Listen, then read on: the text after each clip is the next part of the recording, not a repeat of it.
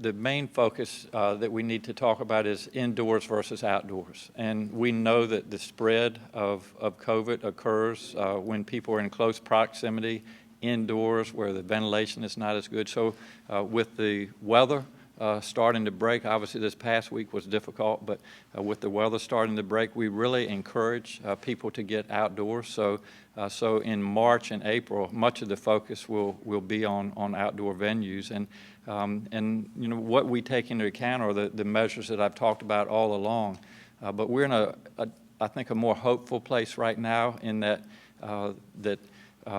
we have decreasing number of cases. And we have increasing number of vaccinations. And, you know, another point I would make, and not to get too much into the weeds, Mel, but, you know, over 500,000 Virginians have had COVID, that have been diagnosed with COVID.